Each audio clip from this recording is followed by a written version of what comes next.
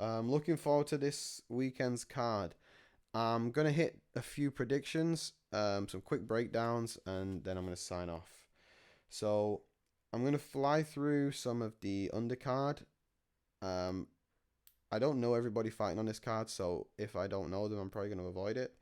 So starting off with Cameron Simon, I think he gets the job done against Terrence Mitchell. Not particularly familiar with Terrence Mitchell, if I'm honest, but I'm a big fan of Simon.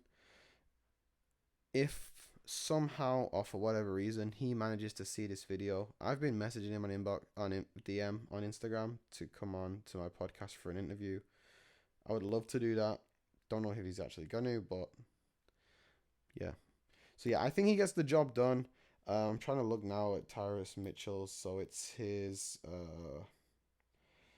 debut in the UFC. He's 33 years old, 15-2. I mean, I don't know anything about his opponent, so I'm just going to ride with the guy that I like. And I think the way that Simon fights, he's kind of intense. He goes for the kill. I think he's going to get the knockout victory. So there's my first prediction. Cameron Simon by knockout. Um, Next on the undercard of people that I actually know is Tatsu Taira. Huge prospect, great all round fighter, fighting Edgar Chairez. I think that Chairez is on a 2-fight win streak, right? I think this is also his debut in the UFC. He used to fight, yeah, Fury FC. So again, another guy making his UFC debut. It's always hard to predict if what they're gonna be like unless you're really into the regional scene, because there's usually not a bunch of stuff you can watch on these guys, and they're certainly not in the spotlight as much as like Bellator, PFL, UFC. But I'm just gonna have to ride with the people that I know, and based on Tatsu Taira's previous fights, I'm gonna go for submission victory. And then preliminary card. Pissed that Jack Medellina and Sean Brady is called off. Get to that in a minute. Jimmy Crute is obviously rematching with Alonzo Minefield. Now, Minefield was looking great in that fight the first time. I thought Jimmy Crute would win. So I think that Crute's going to have made the adjustments he needs to get this one done. And I think he gets the finish as well. Not sure if he's going to get the KO or submission.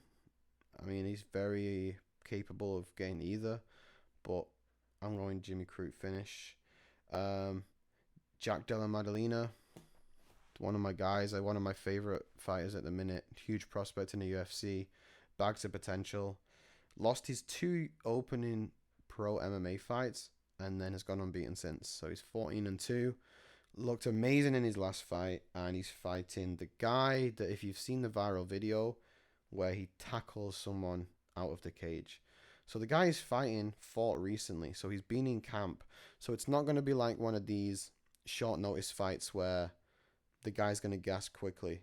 This guy's just come out of camp. He's just fought a couple of weeks ago. So this guy's going to come in ready. He's 7-0. Yeah, should be an interesting fight. Robbie Lawler versus Nico Price.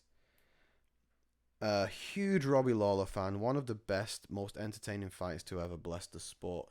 Now, I mentioned that I write for Verdict MMA earlier. I did a piece on why Robbie Lawler's fight with Rory McDonald was so special. Go give that a read. It's probably my favorite article that I've written, and I think it's probably the best one I've done. I just spoke about the impact it had on Lawler's legacy and the impact it had on his career and stuff. Went into the details of the fight and stuff like that. And I rewatched that fight prior to writing that article. And man, what a banger it is. It's one of the best fights ever. Whenever someone asks me about MMA, who's never watched the sport, that's the fight I recommend. I say, if you like that fight, you're going to love it. Because that fight has everything. It has the technical abilities. It has, all the crowd are going wild. It has the title on the line. It has the violence. It has the gruesomeness. If you can sit through that fight and you want him more, then you're going to be an MMA fan. However, I don't think he wins. Unfortunately, I think Nico Price is going to get the job done. Probably knockout, honestly. Kills me to say it, but yeah. Um, yeah, I think Nico Price wins by knockout. It will be sad to see. I've seen a lot of people complaining online about the placement of this fight on the card, and Ariel Helwani made a great point saying this is probably the best position on the card for him because it's a pay per view. It's International Fight Week. A lot of people are going to be watching the free fights, the preliminary fights. So this is the main event of the preliminary fight. This is the fight that's used to hype up the main event. So when you've got a fight like that with such a prestigious fighter in it, and a lot of people are going to be watching that, it's a great selling point for the pay per view for people that might be on the fence. And I think it's going to get a lot of eyes on it more than if it was like the opening fight on the main card. So I don't have any issues with the placement on the card. I just hope that it's not one of those situations because there's like 14 fights on that night. It's not one of those situations where they're running behind schedule and they can't do an interview. Maybe that's why it's the main event of the preliminary card because there should be no time issues because they usually give themselves some time to change. But yeah, Bo Nickel versus Val Woodburn. Obviously, Bo Nickel's fight has been cancelled, which is annoying. I mean, Tyrese Gore was going to be an interesting fight. I kind of liked him on the Ultimate Fighter, so I was kind of looking forward to that. But shit happens. Val Woodburn it trains with Chris Curtis, I believe. I certainly know Chris Curtis tweeted about him, so I'm taking from that he either trains with him or he has trained with him. He said that Woodburn's going to be coming to fight. He's not going to be someone that's easy to take down. But it's all well and good someone saying he's not easy to take down when you're not as good as a wrestler as Bo Nickel. Bo Nickel is the cream of the crop when it comes to wrestling. So it's hard to say from anyone's perspective, really, that he's going to be, struggle in this area when that area is he's the king, he's the pinnacle of that. So I mean, I saw a video of this Val Woodburn doing some landscaping. That was enough. I'm all in on Val Woodburn. I mean, I think he gets knocked out. I think Bo Nickel actually gets the knockout, not the submission. I would love more than nothing else to see one of these guys taking the fight on short notice, stepping up on the big stage and getting the win. But yeah, I'm trying to be unbiased, but I mean, no one cares about this podcast, right? So I hope Val Woodburn gets the victory. But I'm going for Bo Nickel victory. Then now we get into the juicy fights. The last 4 fights are the ones that we're all here to watch. Jalen Turner, Dan Hooker. Great fight. Going with my boy Dan Hooker. I think Hooker has been working on his ground game a lot prior to his last fight with Pules. So I think that going into this fight with Jalen Turner, he's going to be ready if the fight goes to the ground. He's a big sparring partner with Israel Adesanya, so I don't think the range of Turner is going to cause him too much issues because I think he's used to that. I think Hooker has got, his mentality has changed over the last few months, and I think he's going to, get the job done. I'm not sure how, but Hooker's not someone that you're going to get to quit. He won't quit on you. He's coming to fight, and he's going to leave everything in there. If Jalen Turner's to win, he's going to have to be on his best. But yeah, I think Hooker gets the job done. Then the next fight is Robert Whittaker versus Dricus du Plessis.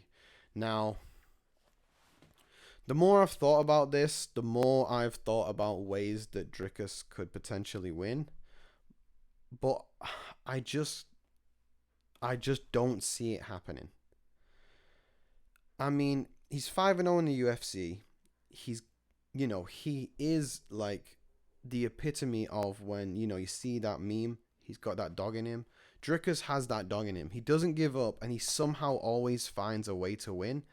But I think when you get to a fighter like Robert Whittaker, you just need more than that. You can get away with it against Derek Brunson. You can get away with it against Darren Till. But against Whittaker, the only way that you're going to beat him is to be technically better than him. And not many fighters are, which is why he doesn't lose often.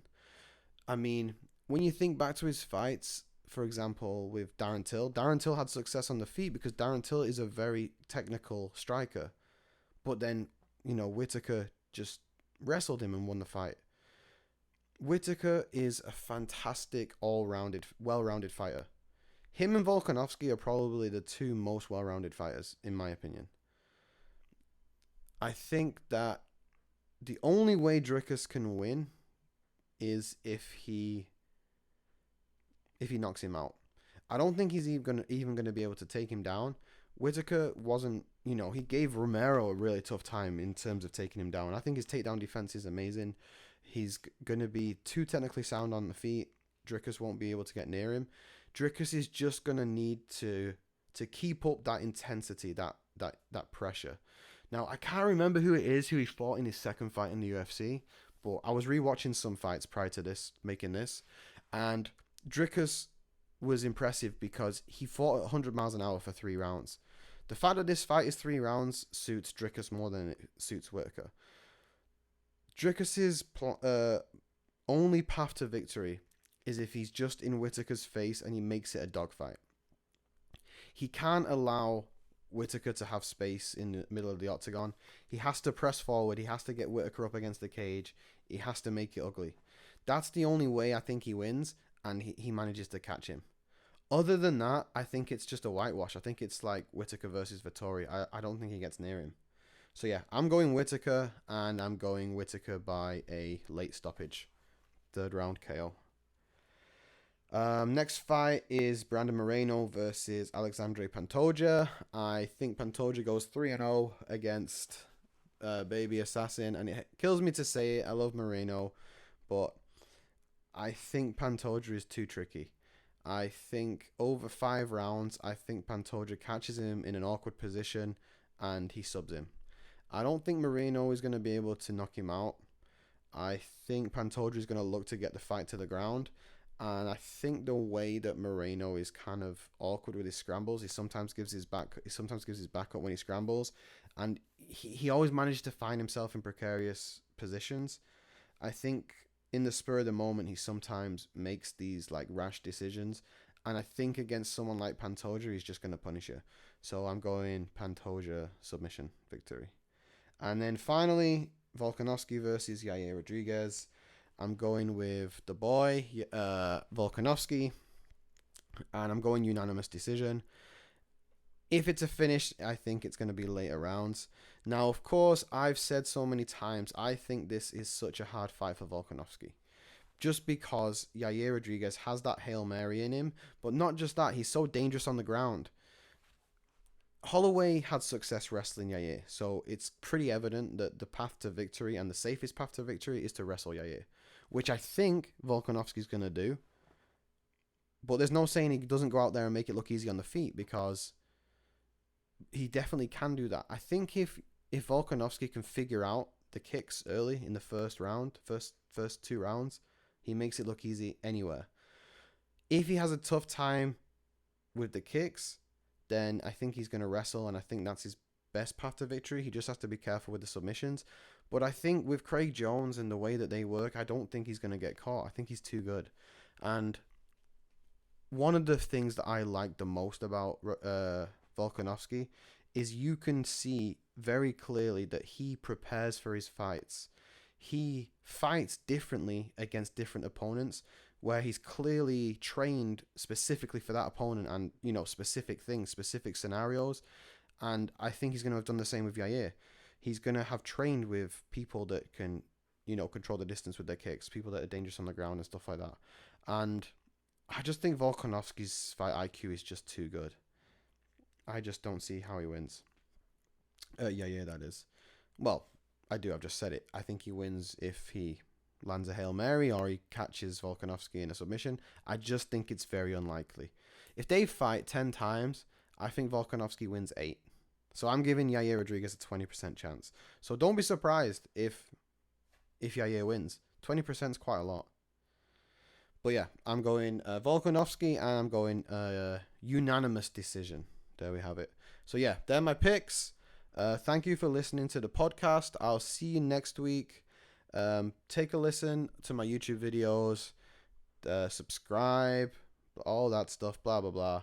And yeah, I'll see you next week to see how well I did on my picks.